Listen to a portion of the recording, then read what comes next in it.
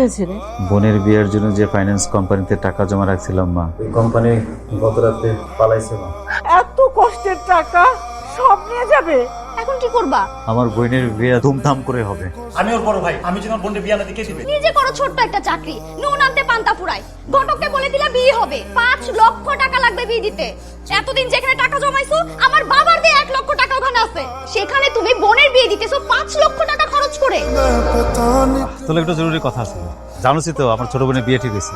জানবো না কেন? তোর বোনের বিয়ে আর আমি জানবো না? হয়েছে কি জানোস, আমি একটা বিপদে পড়ে গেছি বন্ধু। বোনের বিয়ের জন্য অনেক আগের থেকে ওই একটা ফাইন্যান্স কোম্পানিতে টাকা জমাইতেছিলাম, তো কয়েকদিন আগে ওই কোম্পানিটা সবকিছু নিয়ে পালাই গেছে বুঝছিস।